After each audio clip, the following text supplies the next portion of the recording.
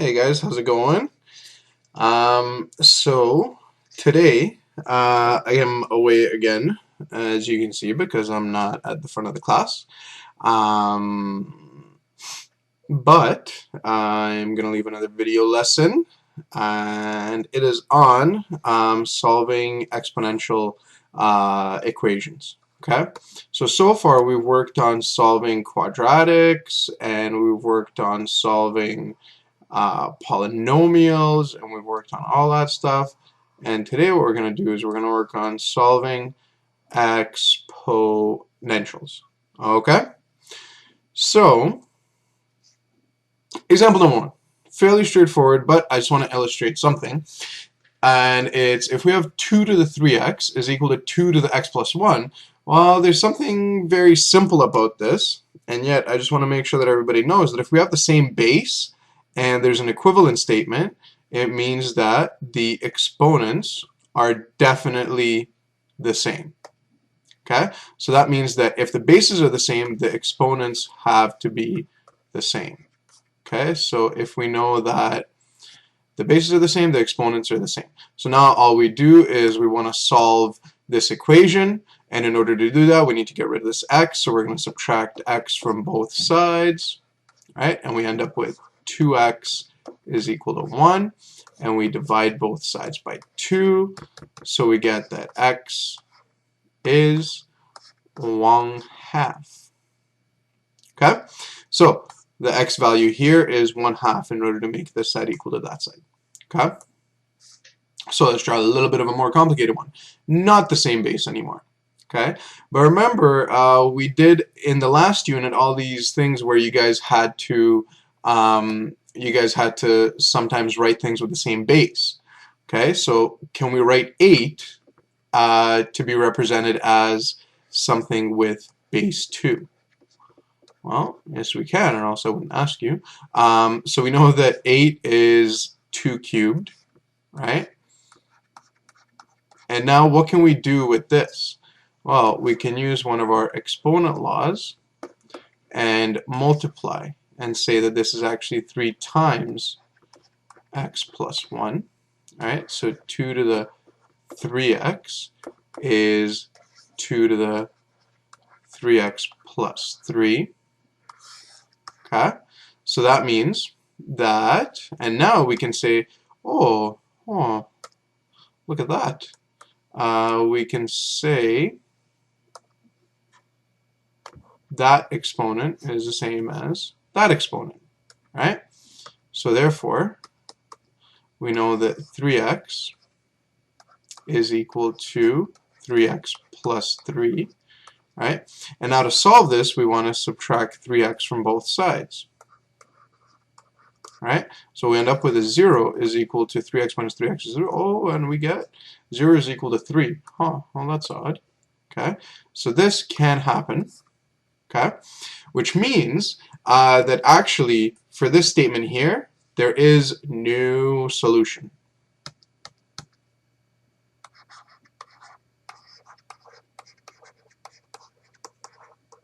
Okay, so there will be times when we end up with an equation that we can't solve. So it means there's no solution. Okay, so let's get back to another example. So over here, we've got 4 times 2 to the 3x is equal to 8. Okay, so how are we going to do this?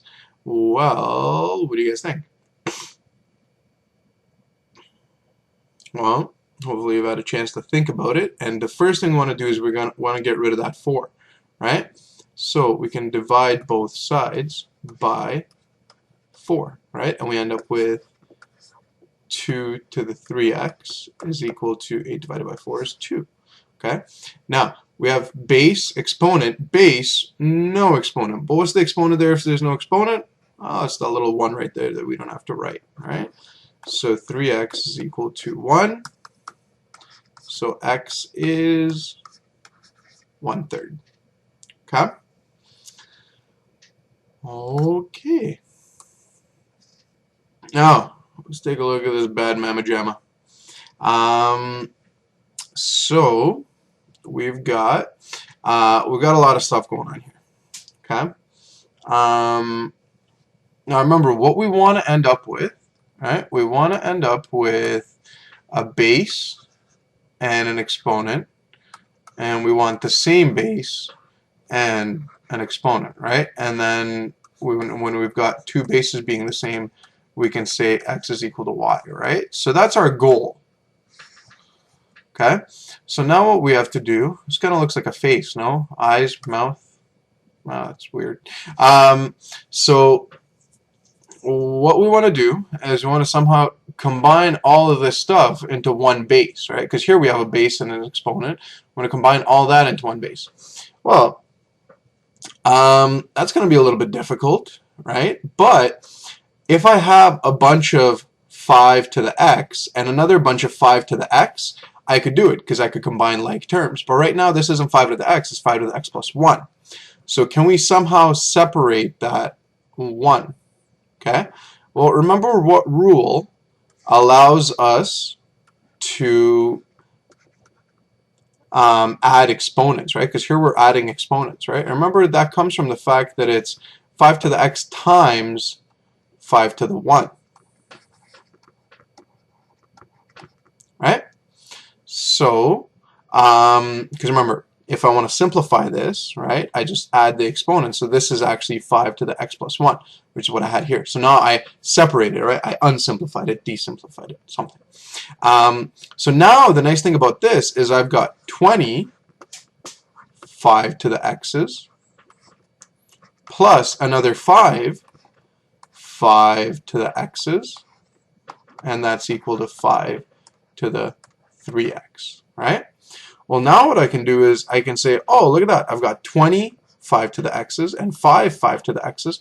Well, that means that it's actually 25, 5 to the x's.